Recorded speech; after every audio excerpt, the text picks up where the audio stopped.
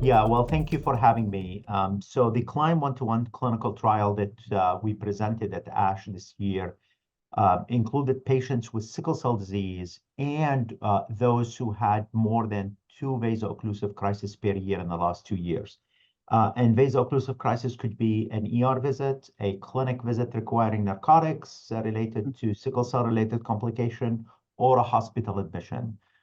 And we presented data on 44 patients that were infused with Exa-cel based on the data cut in June of 2023. But we concentrated our results on the 30 subjects who were part of the primary and secondary endpoint, had enough long-term follow-up. So those subjects ranged in age between 12 to 35 years of age.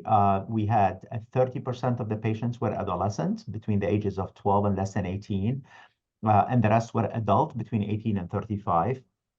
The subjects had an average of 3 vaso-occlusive crises per year in the prior year, and an average of around 3 hospitalizations per year in the last 2 years. And what we found was quite interesting is that 96% or 29 out of 30 patients remained VOC-free, meaning they did not experience any vaso-occlusive events.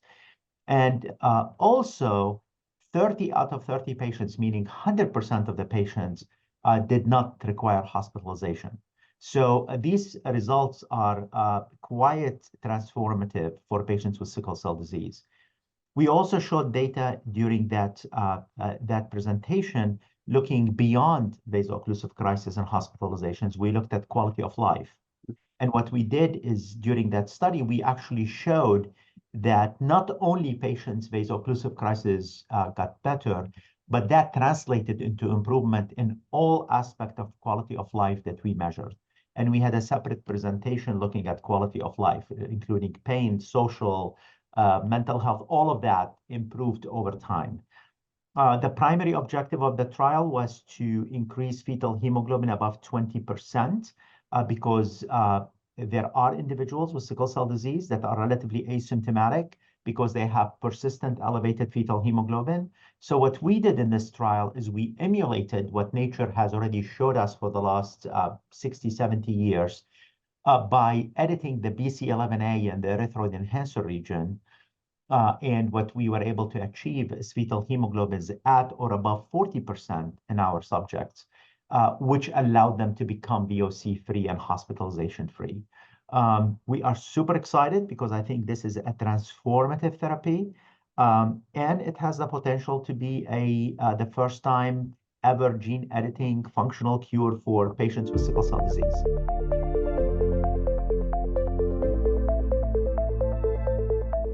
So the original study, the CLIMB-121, was a 24-month study, 2 years, but all the patients had the opportunity to participate, and they enrolled on the long-term trial for an additional 13 years. So there's going to be 15-year follow-up. Now, what we did, and I think your question is very well taken, a lot of people asked us when we started the trial, is this going to persist? So what we did is we looked at it several ways. We looked at the clinical data, which I just shared with you. But we also looked at the bone marrows, and we looked at the CD34 cells, which are the stem cells. And we looked at the allelic editing at 6 months, 12 months, and 2 years after the therapy. And lo and behold, it is a flat line. Wow. Basically, it has not changed, meaning the cells we edited persisted over time. They were not transient cells. So we are extremely hopeful that the therapy will be long-lasting. There is no reason to believe that the therapy is going to wane away over time.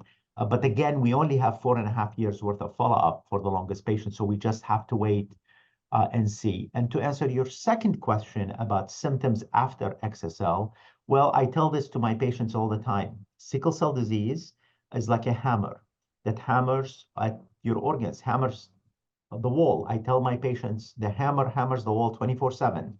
It can cause a damage in the wall. Exa-cel removes the hammer, does not fix the wall. So if somebody comes into me and has a destroyed joint, for example, a knee or a shoulder or a hip, Exa-cel will prevent the next joint to be destroyed, but that's not going to fix the first joint. So patients who come to us who had organ damage related to sickle cell disease, Exa-cel is unlikely to reverse that, but it will prevent further damage. That's why I'm as a pediatrician, although I treat young adults as in children, I believe that treating sickle cell disease early will help patients avoid some of these long-term complications with sickle cell disease.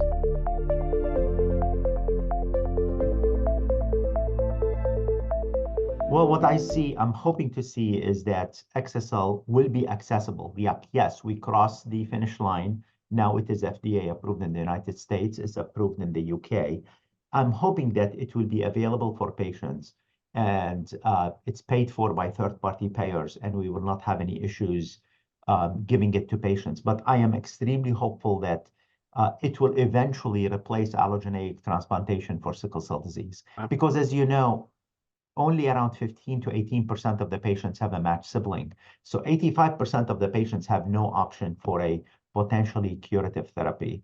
And this actually opened the door for all these patients. So I am really hopeful that patients with sickle cell disease now have options.